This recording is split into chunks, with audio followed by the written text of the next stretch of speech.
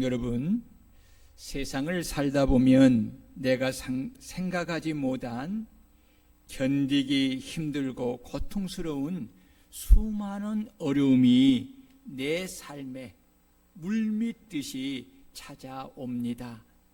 이럴 때 우리 성도님들은 그 어려움을 어떻게 받아들이고 그 어려움을 어떻게 이겨내고 있습니까? 우리 그리스도인들은 내 삶에 어려운 일을 당할 때 내 인생의 생사복을 주관하시는 하나님께서 왜 나에게 이런 어려움을 허락하셨는가를 기도하면서 묻고 말씀을 들으면서 나를 향한 하나님의 선하신 뜻을 발견하고 그 뜻에 순종함으로 그 어려움이 변하여 기쁨이 되고 즐거움이 되고 감사가 되게 하는 믿음의 지혜로운 성도들이 되어야 합니다. 아멘. 오늘 본문의 말씀은 바울 사도와 그의 일행이 선교를 하다가 당한 큰 환난을 통하여 주시는 영적 교훈의 말씀입니다. 바울 사도는 기독교 2000년의 역사에서 가장 예수님을 잘 본받고 가장 예수님을 잘 닮은 사람입니다. 신약 성경의 절반을 쓴 분입니다. 영적으로 삼층천 이 세계도 경험하신 분입니다.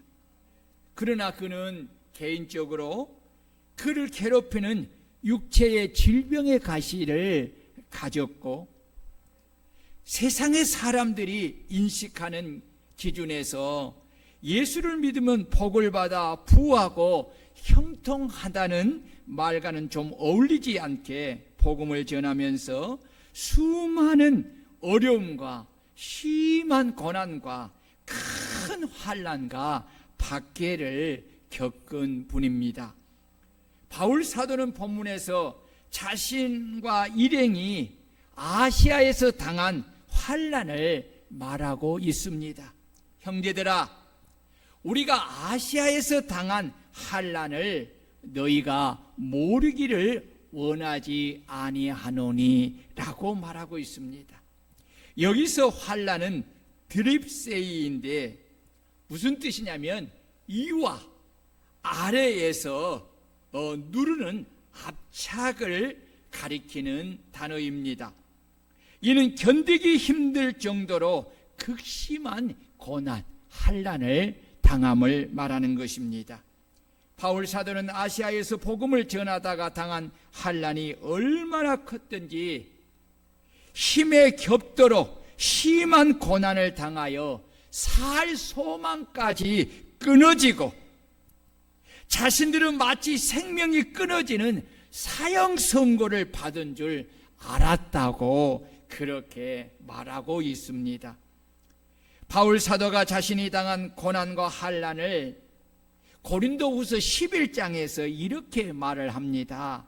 내가 수고를 넘치도록 하고 옥에 갇히기도 더 많이 하고 매도 수없이 맞고 여러 번 죽을 뻔하였으니 유대인들에게 40에 하나 감한 매를 5번 맞았으며 3번 태장으로 맞고 1번 돌로 맞고 3번 파선하였는데 일주야를 기품에서 지냈으며 여러 번 여행의 강의 위협과 강도의 위험과 동종의 위험과 이방인의 위험과 시내의 위험과 강야의 위험과 바다의 위험과 거짓 형제 중에 위험을 당하고 또 수고하며 애쓰고 여러 번 자지 못하고 줄이며 목마르고 여러 번 굶고 춥고 헐벗었노라. 지금 바울 사도가 무엇 때문에 이런 고난과 어려움과 환난을 당한 것입니까? 예수 그리스도의 복음을 전하다가 복음을 전하다가 이런 고난과 어려움과 환난을 당한 것이지요.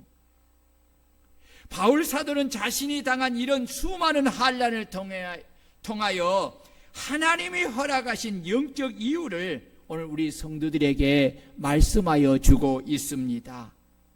이는 우리로 자기를 의지하지 말고 오직 죽은 자를 다시 살리시는 하나님만 의지하게 하심이라. 한번 따라해 봅시다. 이는 우리로 자기를 의지하지 말고 오직 죽은 자를 다시 살리시는 하나님만 의지하게 하심이라. 예, 그렇습니다. 하나님이 성도인 우리에게 어려운 고난과 시련과 역경과 때로는 환난을 허락하시는 것은 우리 자신을 의지하지 말고 오직 죽은 자를 다시 살리시는 하나님만 의지하게 하기 위하여서 이러한 어려움과 고난과 이러한 환난을 허락하신다는 것입니다. 여러분, 이런 말씀을 통해서 우리는 이 바울 사도의 이 고난에 대한 어려움에 대한 생각과 태도를 볼 수가 있습니다. 바울 사도의 고백에 의하면 그는 실로 견디기 어려운 고난을 겪었습니다. 살 소망까지 완전히 사라진 극한 상황에 몰려 있었습니다.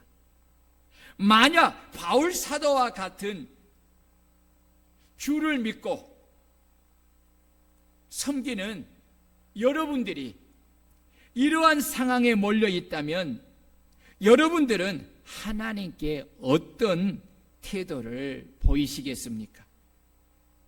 왜 나에게 이러한 고난을 주느냐고 하나님을 향해 원망하시겠습니까? 아니면 바울 사도와 그 일행들처럼 환난 중에서도 기뻐하고 즐거워하시겠습니까? 저는 목회를 하면서 많은 성도를 만나고 경험을 하게 되는데 많은 성도가 어려움을 당하고 때론 극한 고난을 당하면 자신의 믿음을 지키지 못하고 너무나 쉽게 하나님을 원망하고 불평하며 자신의 처지를 비관하며 자포자기하는 것을 이렇게 종종 보게 됩니다. 왜 똑같은 하나님을 믿는데도 불구하고 이런 두 모습으로 나누게 되는 것입니까? 그것은 고난을 허락하신 하나님의 선하신 뜻을 내가 발견하느냐 발견하지 못하느냐가 이렇게 다른 두 모습으로 나타나게 한다는 것입니다. 하나님이 성도에게 어려움과 고난과 환난을 허락하신 진정한 목적은 우리로 자기를 의뢰하지 말고 오직 죽은 자를 다시 살리시는 하나님만 의지하게 하려 하심입니다. 왜냐하면 사람은 누구나 자신의 삶이 형통하거나 혹은 자기의 능력이 뛰어나다고 생각될 때 하나님보다 자기를 의지하기가 쉽습니다. 바울 사도 역시 여러분 마찬가지입니다. 바울 사도는 혈통으로나 신분적으로나 지식적인 면이나 능력 면에서 굉장히 뛰어난 사람입니다. 그래서 분명 자기를 의지할 만한 소재가 충분합니다. 따라서 하나님은 그에게 자기 힘으로 어쩔 수 없는 큰 환난과 극한 고난을 허락하여서 자기를 의지하려는 마음을 버리고 오직 죽은 자를 다시 살리시는 하나님만 의지하게 하신 것입니다. 아멘. 여러분이 잘 아는 것처럼 여러분 바울 사도에게는 감당하기 힘든 육체적 질병의 가시가 있었습니다. 얼마나 힘이 들었는지 하나님께 고쳐달라고 세 번씩이나 하나님께 기도했어요. 바울 사도의 기도에 하나님은 굉장히 잘 응답하신 분이에요. 그런데 이 기도만큼은 응답하지 않았어요. 누구 원하는 대로? 바울 사도가 원하는 대로. 하나님은 어떤 응답을 주셨냐? 내 은혜가 내게 족하도다. 내가 왜요? 바울 사도가 여기서 깨닫는 거예요. 바울 사도가 하나님의 성령을 통해서 어마어마한 능력을 받았어요. 어마어마한 능력. 어찌 보면 여러분 고린도전서 12장에 나오는 모든 은사가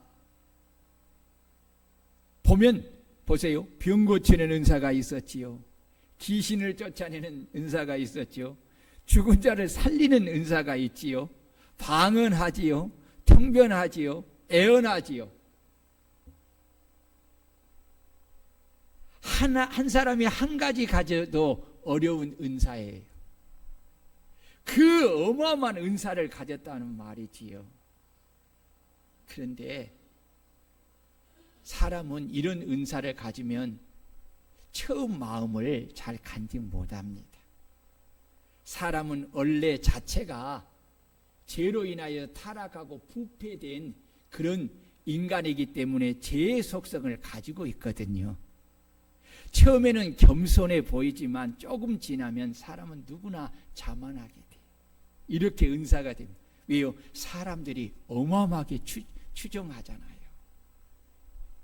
그래서 하나님께서 그가 교만하지 않도록 하기 위해서 뭘 주었어요? 자신의 힘이 감당할 수 없는 육체의 질병의 가시를 준 거예요. 네. 그래서 바울 사도가 깨닫는 것이 하나님이 내게 주신 은혜가 내게 족하다. 왜요? 이 가시로 말미암아 내가 하나님을 떠나지 않고 이 가시로 말미암아 내 자신의 연약함을 알고 죽은 자를 가운데서 능히 살리시는 능력의 하나님을 온전히 의지하고 붙들 수 있기에 그 은혜 안에 거하는 것이 내가 질병을 고침을 받고 교만하여서 하나님을 저버리고 떠나는 것보다는 훨씬 그 은혜가 더 크다는 거예요. 여러분, 이런 진리를 깨달을 수 있는 여러분들이 되시기를 축원합니다. 여러분, 이와 마찬가지로 하나님이 우리에게 어려움과 고난과 환난을 허락하신 것은 우리로 자기를 의뢰하지 말고 오직 죽은 자를 다시 살리시는 하나님만을 의지하기 위하여서 우리에게 이것을 허락하시는 줄 믿으시기를 축원합니다. 그래서 우리에게 오는 어려움과 고난과 환난은 우리가 주님만을 온전히 의지하게 하는 법을 배우게 하려고 하나님이 만드신 고난과 어려움과 환난의 학교에 우리를 입학시키는 것입니다. 이것은 하나님이 시대를 초월하여서 당신의 백성과 자녀들에게 동일하게 하시는 하나님의 뜻입니다. 여러분 보십시오. 우리보다 훨씬 앞서 택하심을 받고 은혜로 구원을 받은 이스라엘 백성들 보세요. 그들이 출애굽을 한 후에 그 즉시로 젖가꿀이 흐르는 가나안 땅에 들어갔습니까? 아닙니다. 하나님은 그들을 광야인 사막인 강야로 그들을 인도하여서 40년이라는 세월을 보내게 한 것입니다. 그 이유가 뭘까요? 그 이유는 그들로 극한 어려운 상황을 통해 오직 죽은 자를 다시 살리시는 하나님만을 의지하는 법을 배우도록 하기 위함입니다. 아멘.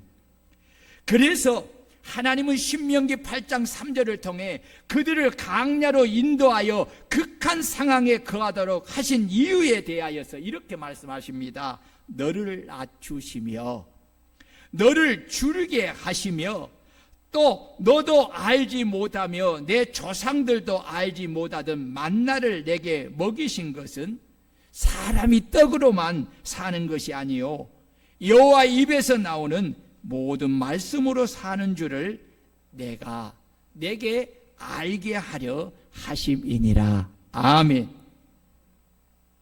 여러분, 그렇습니다.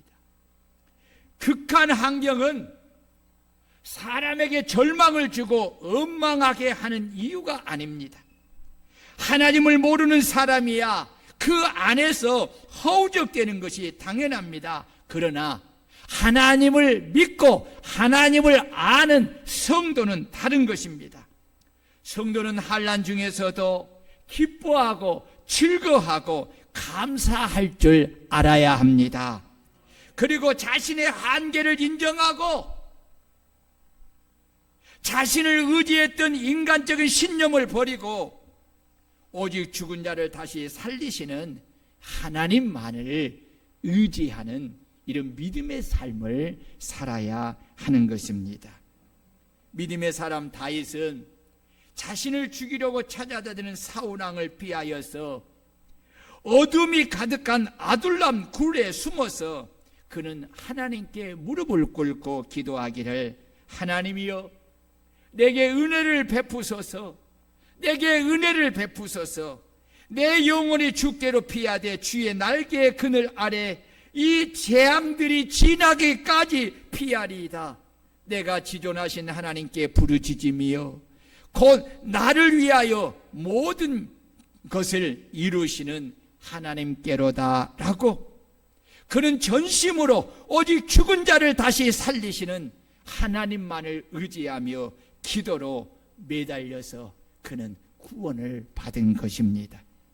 그러므로 어렵고 힘든 극한 상황에서 주님을 의지하는 것을 배울 수 있다는 것은 하나님께서 주신 참으로 값진 은혜의 선물인 줄 깨달을 수 있기를 주의 이름으로 축원합니다. 그래서 다윗은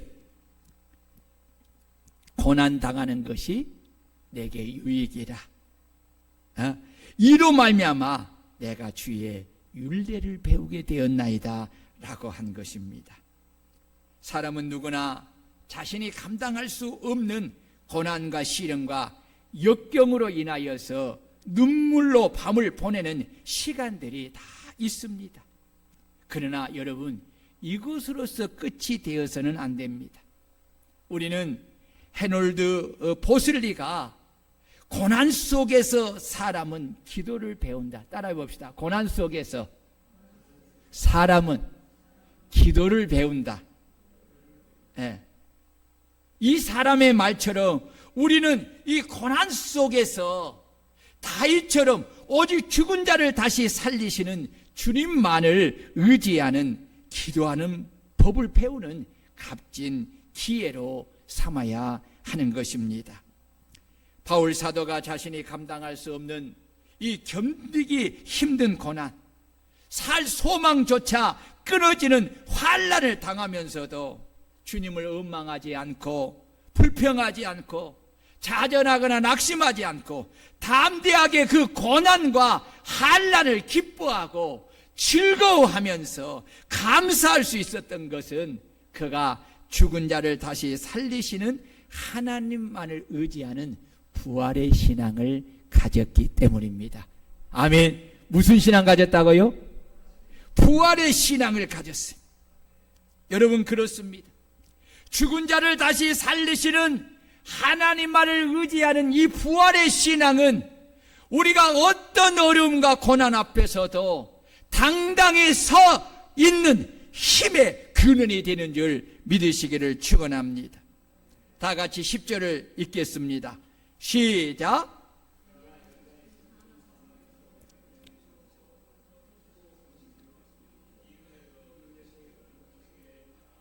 아멘. 여러분, 그렇습니다. 이것이 바로 바울 사도가 가진 부활의 신앙, 죽은 자를 다시 살리신 하나님 말을 의지하는 신앙인 것입니다. 하나님은 우리가 감당할 수 없는 견디기 힘든 고난에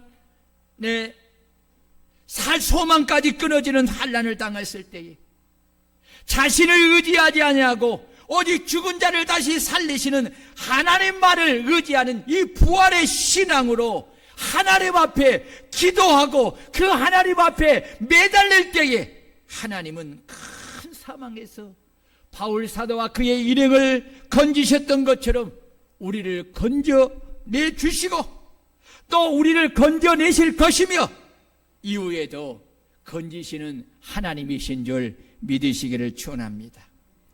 여러분, 그래서 부활의 신앙은 우리에게 참으로 중요한 것입니다.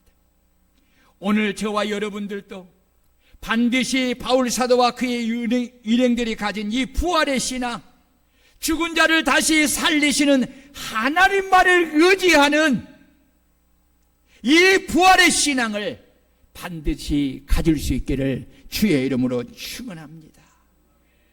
이 부활의 신앙을 가져야만 앞으로 우리가 예수 그리스도의 복음을 전하는 그리스도인으로서 복음을 담대하게 전할 수가 있고 복음을 전하면서 받는 모든 어려움과 고난과 극한 환난 가운데서도 심지어는 순교를 하면서까지도 우리의 믿음을 잃지 않고 믿음을 지키며 받은 사명을 따라 모든 고난과 어려움과 극한 환난을 참고 견디며 인내하면서 복음을 전하는 충성된 종의 삶을 살 수 있게 되는 것입니다. 그러나 여러분, 죽은 자를 다시 살리시는 하나님만을 의지하는 이 부활의 신앙을 가지지 못하면 앞으로 그리스도인에게 닥칠 모든 고난과 어려움과 극한 환난을 참고 견디며 인내하면서 복음을 전하는 충성된 성도가 될 수가 없습니다. 여러분, 부활의 신앙을 갖지 못하면 그리스도인으로서 그리스도인답게 살 수가 없습니다.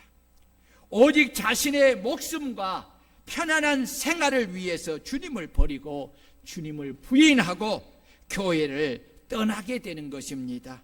혹 교회를 떠나지 않아도 그저 종교인으로서 주님과 아무런 관계없는 그런 신앙생활을 하게 되는 것입니다. 기독교의 역사를 보면 오직 그리스도를 믿는다는 이 하나의 사실 때문에 많은 고난과 어려움과 환난을 당하고 어떤 사람은 죽음을 당하기까지도 합니다. 그렇다면 그들은 예수 그리스도를 믿는다는 그 이유로 자신에게 찾아온 많은 고난과 어려움과 환난과 죽음을 어떻게 여러분 맞이했습니까? 기독교의 첫 순교자는 스데반 안수 집사님입니다. 그가 사람들에게 예수 그리스도의 복음을 전하다가 돌을 맞아 온몸이 피투성이가 된 채로 죽을 때에 그는 죽음을 두려워하지 않았습니다. 무서워하지 않았습니다. 오히려 그는 무릎을 꿇고 크게 기도하기를 주여 이 죄를 그들에게 돌리지 마옵소서 하고 그는 순교를 한 것입니다.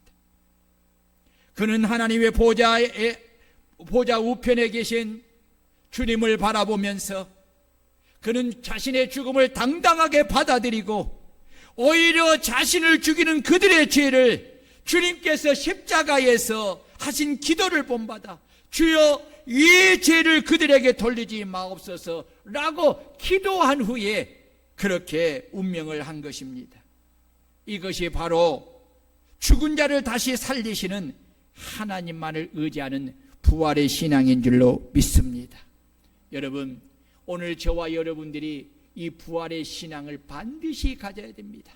왜냐하면 이 말세 지말, 예수님이 재림하시는 이 말세 지말은 이제 사단이 권세를 받아 마지막 역사하는 때입니다.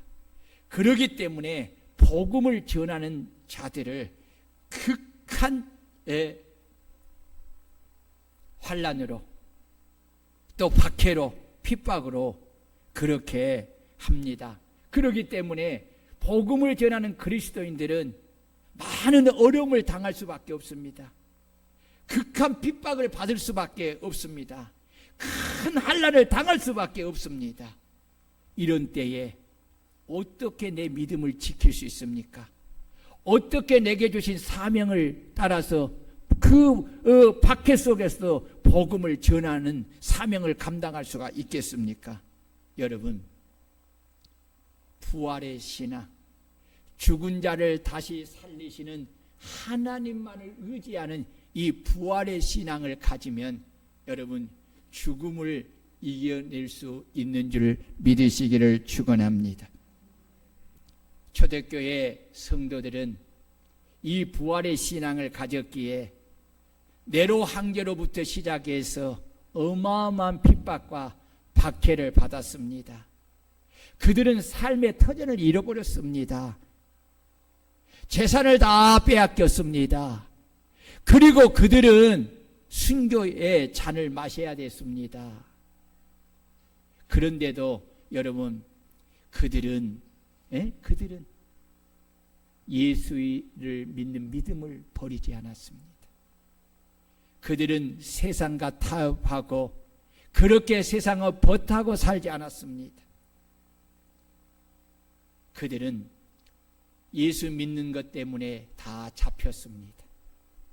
그리고 언영 노마의 그 유명한 언영극장에 짐승의 피를 묻히고 짐승의 이 가죽을 뒤집어 씌고 그 수많은 사람들이 네로 황제로부터 신하들과 그 수많은 사람들이 언영 경향에서 막 히득거리고 있습니다. 그때에 네로 황제가 손을 탁 넣으면 지하에서 그 배고프고 굶주렸던 며칠 동안 아무것도 먹이지 않았던 그 사자들이 막 올라옵니다. 그리고 그 짐승의 피의 냄새에 취하여서 사람인 줄도 모르고 그렇게 성도들을 올라타서 목을 물고 찢어 먹습니다. 그런데도 이들은 도망가지 않습니다. 그들은 그곳에서도 하나님을 찬양합니다. 그리고 기도합니다. 그리고 순교를 당합니다. 여러분, 그들이 다 놀란 것이 여러분 노마가 이제 바꾸어져서 박해하던 기독교를 박해하던 노마가 기독교 국교로 삼았던 원인 중에 하나가 기독교인들을 보고 그들은 하나님을 본 것입니다. 그 죽음 앞에서도 다 두려움 속에서 떨 수밖에 없지만 기독교인들은 죽음을 두려워하지 않고 천사의 얼굴로 그렇게 죽음을 당하면서 여러분 그들은 그 속에서 하나님을 발견하게 된 것입니다. 여러분 이것이 무엇 때문에 이렇게 할 수 있습니까? 그것은 바로 그 속에 부활의 신앙을 가졌기 때문인 줄로 믿습니다. 예수님이 말씀했습니다. 나는 부활이요 생명이니 나를 믿는 자는 죽어도 살겠고 무릇 살아서 나를 믿는 자는 영원히 죽지 아니하리니 내가 이것을 믿느냐? 믿습니까? 아멘. 우리가 이 신앙으로 우리가 무장해 있어야 여러분 마지막 때에도 핍박 속에서도 박해 속에서도 어려움을 당함 속에서도 환난 속에서도 그리스도인으로서 그리스도의 복음을 저들에게 전하면서 우리의 사명을 감당할 수가 있는 것입니다. 마지막으로 중보기도는 선교사에게 실제적인 효과를 이룹니다. 여러분 다 같이 11절을 한번 읽겠습니다. 11절 시작. 너희도 우리를 위하여 간구함으로 도우라. 이는 우리가 많은 사람의 기도로 얻은 은사로 말미암아 많은 사람이 우리를 위하여 감사하게 하려 함이라. 아멘. 자, 저를 보세요. 바울 사도는 성도들에게 간곡하게 자신과 자신의 일행을 위하여 기도를 통해서 간구함으로 자신들을 도우라고 부탁하고 있습니다. 그 이유는 자신들이 많은 사람의 중보 기도로 인하여서 자신들이 큰 사망에서 건지심을 받았고 또 건지심을 받을 것이고 이후에도 건지심을 받기를 원하기 때문입니다. 그리고 기도를 통해 성령의 은사를 입어 주님께서 교회와 자신들에게 명령하신 그 선교적 사역을 충성되게 감당하기 때문입니다. 그리고 이로 말미암아 자신들을 위하여 함께 기도와 간구로 도왔던 많은 성도가 그들이 기도와 간구로 도왔던 바울 사도와 그의 일행들로 인하여서 하나님께 감사하게 하려 함이기 때문입니다. 왜냐하면 바울 사도와 그의 일행들의 기도와 물질로 그들을 돕고 협력하는 것은 곧 주님을 위한 것이기에 바울 사도 일행이 행했던 모든 선교적 사역들을 통해서 자신들에게 무엇이 주어집니까? 상급이 주어지기 때문입니다. 그래서 교회와 성도는 교회의 주인이신 주님으로부터 받은 명령을 이 선교적 사역을 위해 우리는 우리를 대신하여 선교지에 가서 복음을 전하는 선교사님들을 기도와 간구로 돕고 물질로서 선교사님들을 도와야 합니다. 선교사님들은 여러분 남이 아니라 우리의 공동체요, 우리의 형제요, 우리의 지체입니다. 믿습니까?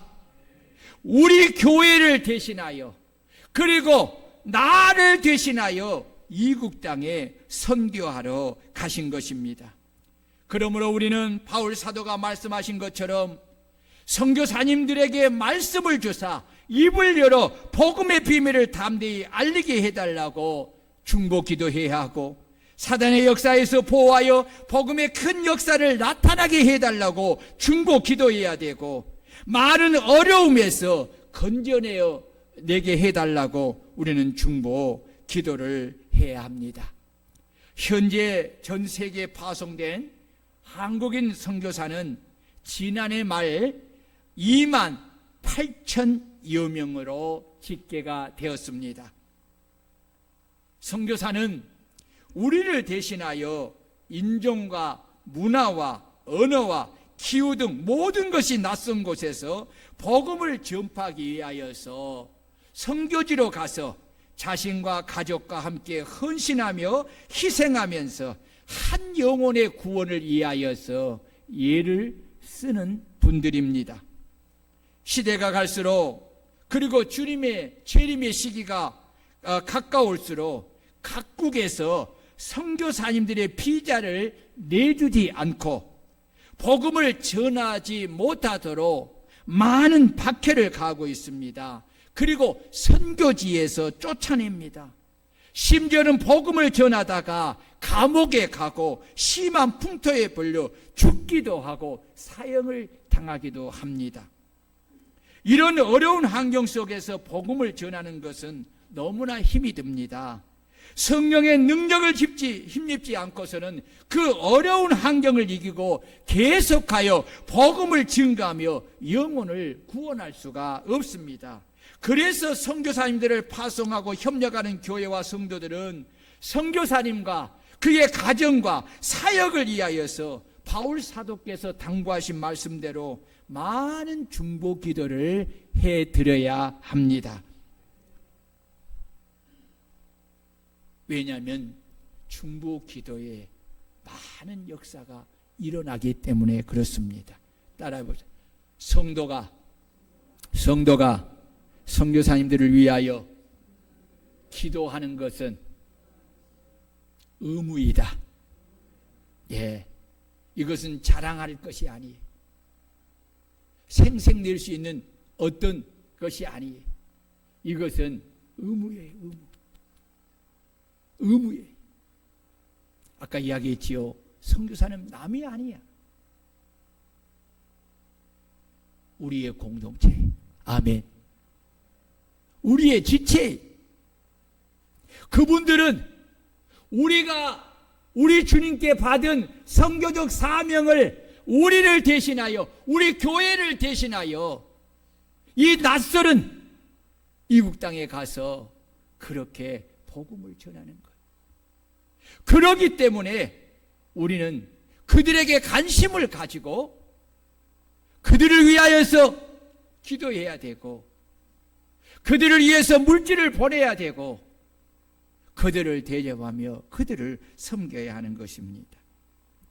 몽골에서 24년째 의사로 의료 선교를 하는 박태관 선교사님이 있습니다. 우리 권학경 집사님 그거 한번 띄워볼래요? 예. 이분이 몽골에서 24년 의사인데 의료 선교를 하는 박관태 선교사님입니다.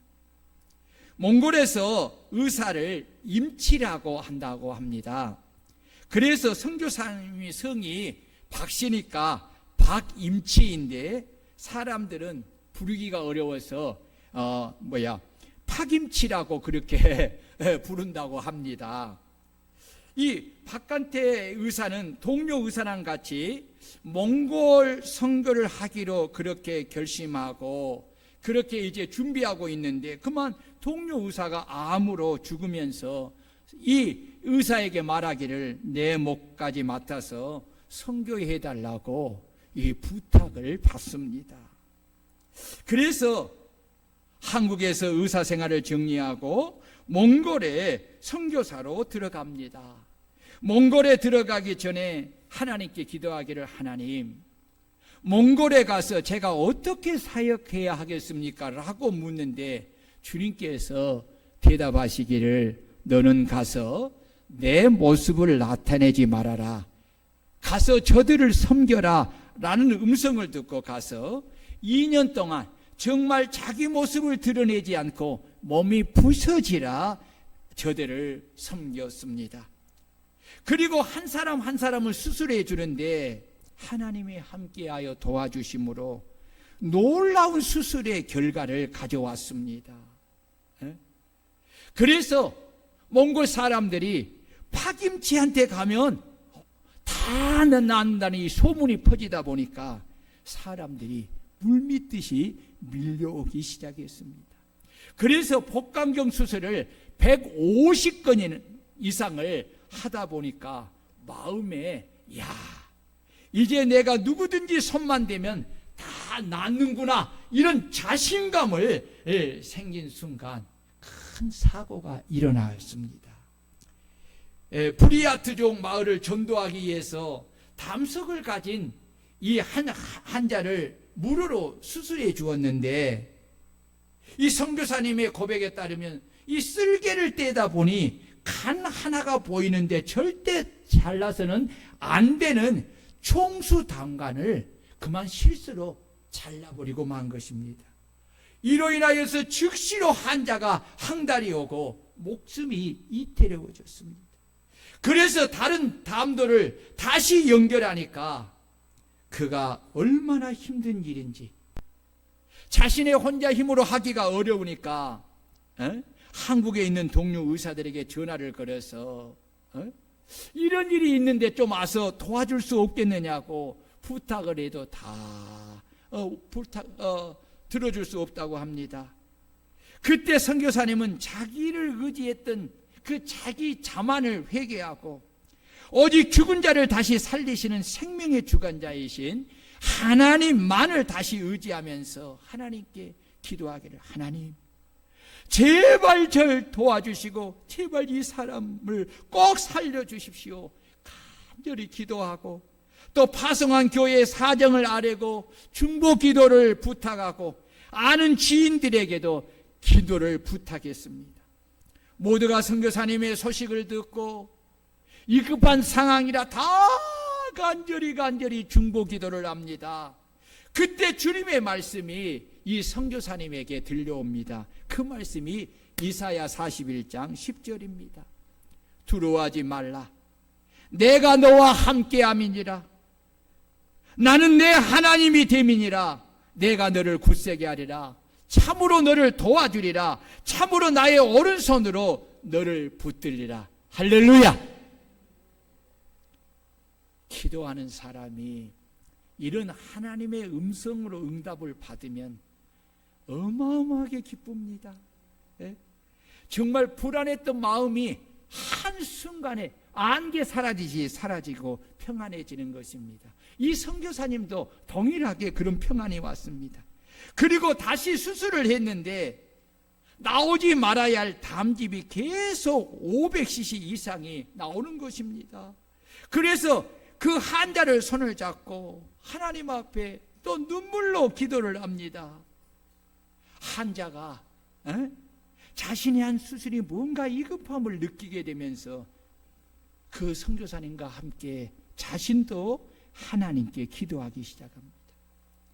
선교사님이 기도하면서 깨닫기를 이것이 기회구나 하고 그 사람에게 이 사실을 알리고, 위급한 사실을 알리고, 하나님만이 죽은 자 가운데 살리시는 하나님만을 의지해야 당신이 살 수 있으니까 이 하나님을 의지하자고 하면서 기도하고 성경을 읽기 시작을 합니다. 얼마나 그냥 살고 싶은 욕망이 강했는지 그냥 하루 만에 신약을 다 읽었답니다. 그리고 구약을 읽으면서 수술한 지 15일째 되는 날 기적이 일어난 것입니다. 계속 담즙이 나오고 목숨이 이태로운 가운데 그 절박한 마음으로 기도하고 매달렸는데 15일째 되는 날 이 담즙이 멈추고 몸이 시작이 된 것입니다. 할렐루야. 그래서 그 환자는 고침을 받고 교회에 나와 큰 일꾼이 되었고, 그날 이후로부터 선교사님은 한 사람 한 사람 수술을 할 때마다 생명의 주관자이신 하나님께 간절히 도움을 간청하며 기도를 하였다고 합니다. 그 후에 계속된 이 수술이 수천 건이 지나였는데도 단 한 번의 사고도 없이 그 수술을 은혜 중에 잘 마쳤다고 합니다. 선교사님이 고백하기를 최악의 상황을 최선으로 만드신 하나님, 나의 실수마저도 당신의 영광을 위해 덮어주시는 하나님을 찬양합니다. 의료 선교사로 나가 있던 몽골에서 4년 동안 경험한 하나님을 다 기록할 수가 없습니다. 찬송가 가사처럼 하늘을 두루마리로 삼고 바다를 먹물 삼아도 한없는 하나님의 사랑 다 기록할 수가 없습니다. 저를 사랑하셔서 당신의 자녀로 삼아주시고 당신의 종으로 불려 하나님의 나라를 위해 일할 수 있는 특권을 주신 하나님, 그 과정마다 하나님은 놀라운 사랑과 은혜를 넘치도록 부어주셨습니다. 할렐루야. 하나님께 영광을 돌립니다 하고 그렇게 간증을 마쳤습니다. 화면을 돌려주세요. 여러분, 교회는 선교사님들을 위하여 중보 기도만 하는 것이 아니라 기도와 함께 물질로 섬기고 대접을 해야 합니다. 우리 주님은 바울 사도를 통해 그들이 나와 너희의 마음을 시원하게 하였으니 그러므로 너희는 이런 사람을 알아주라고 하였습니다. 그렇습니다. 우리는 선교사님들의 수고와 헌신과 충성을 알아주어야 합니다. 아멘. 그리고 그들에게 감사해야 합니다. 그리고 우리는 선교사님들과 선교사님들에게 기도와 물질과 섬김과 대접으로 우리는 동역해야 합니다. 우리 교회가 시드 선교회 이사장 교회로서 7년을 섬기면서 저는 우리 교회 목회 일로 인하여서 현장에 나가서 선교하시는 선교사님들을 돌아보지 못해서 늘 미안한 마음을 가지고 있었습니다. 그리고 이사장 교회 직분을 마친 후에 이 키르키예에서 선교사 대회를 하면서부터 선교지에 찾아가서 선교사님들을 위로하고 격려하고자 뜻을 정하고, 그때 20여 선교사님 가정에 100불이라는 작은 식사비를 준비하여 드리면서 우리 교회 성도들이 여러분들을 위하여 기도함을 말씀을 드릴 때 어느 선교사님은 너무 감동하여서 너무 감사하다고 우시는 것을 보았습니다. 저는 그 모습을 보고 좀 더 빨리 이 일을 행했으면 얼마나 좋았을까라는 생각을 하였습니다.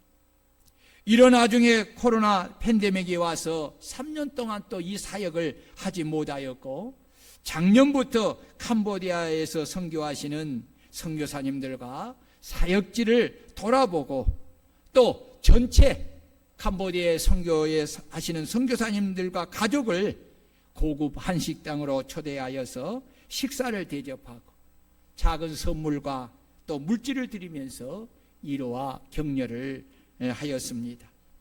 올해는 9월 2일부터 4일까지 짧은 기간 동안 일본에서 사역하시는 6분의 선교사님과 또 섬기는 교회와 성도들을 가서 보고 그들과 함께 예배드리고 기도하고 또 온 가족과 교회를 섬기는 몇 분의 집사님들을 초청하여서 식사를 대접하고 또 선물도 드리고 또 작은 물질도 드리면서 위로하고 격려하고 또 선교 현장을 돌아보면서 그 지역 땅받기를 하고 돌아오고자 합니다. 우리 성도님들은 성령의 감동하심을 따라 우리 선교사님들을 대접하고 또 선물과 물질을 드리는 이 뜻깊은 일에 사랑과 믿음으로 또 넉넉한 마음으로 즐겁게 기쁘게 협력해 주시고 또 많은 기도를 해 주시기를 바랍니다. 우리가 하는 것은 그들의 수고에 비해 아주 작은 것이지만 이 작은 것 하나가 우리 선교사님들과 또 함께 아주 작은 그 교회를 섬기는 그 성도님들에게 큰 위로와 격려가 될 줄로 믿습니다. 우리가 섬기는 우리 이 최윤석 선교사님이 하는 요르쿠보 그 교회는 20년이 되었어도 일본의 이 교회를 이렇게 해도 성도를 전도하기가 너무너무 어렵습니다. 너무너무 어렵습니다. 한 사람이 정착하여서 믿음의 뿌리를 내려서 이렇게 어렵습니다. 그런데 그 교회에 섬기는 분들이 있어요. 누군 줄 아세요? 중국에서 유학을 온 중국 여자분 두 분이 일본에서 전도를 받고 그 요르쿠부 교회를 섬기는 거예요. 그런데 그 섬긴데 이 일본이 이렇게 물가가 올라가지 않으니까 이 월급이 올라가지 않고 반면에 이제는 중국이 이렇게 경제가 부흥하면서 물가가 올라가고 월급이 많이 올라간 거예요. 그러니까 이 두 집사님은 굉장히 퀄리티가 이 좋은 그런 이력을 가지고 있기 때문에 중국에 가면은 이것보다 훨씬 돈을 자기가 지금 일본에서 받는 돈을 갑절 이상을 더 받을 수 있는데도 불구하고 교회를 섬기기 위해서 이분들이 중국으로 가지 않고 자기 나라에 가지 않고 일본에서 그렇게 교회를 섬기면서 그렇게 사역을 합니다. 여러분, 이것이 바로 부활의 신앙 아니겠어요? 내 자신을 희생할 수 있는 것, 내가 가질 수 있는 것을 포기하고 하나님의 나라를 위해서 섬길 수 있는 이런 희생이 바로 부활의 신앙인 줄로 믿습니다. 참 그 편지를 보면서 너무너무 감동스러워. 이번에 가서 꼭 만나서 내가 그랬어요. 그 집사님 호 집사님인데 그 집사님 꼭 좀 만나기를 원한다. 여러분 보십시오. 교회마다 굉장히 어려워. 이럴 때에 우리가 잘 섬길 수 있기를 바랍니다. 이것이 우리 교회에 주신 사명이요, 이것이 우리에게 주신 축복이요, 이거 축복을 받는 기회인 것입니다. 아멘. 사랑하는 여러분, 하나님의 일을 할 때는 마음을 좀 넓히고 좀 넉넉한 마음으로 하세요. 예. 이번에도 가면 일본이 좀 물가가 좀 불편하잖아요. 우리 교회에서도요 선교비를 좀 보냈어요. 이번에 가서 그분들을 좀 잘 섬겨보려고 합니다. 그리고 정말 그 일본의 그 땅이 얼마나 만신이 얼마나 많아요. 그 땅을 기도하면서 한번 밟아보면서 그렇게 하고 오려고 합니다. 사랑하는 여러분, 미리 이렇게 말씀하신 것은 많이 기도하시고 협력하시고 우리가 함께 이렇게 해나갈 수 있기를 주의 이름으로 축원합니다. 오늘 우리 주님은 말씀하십니다.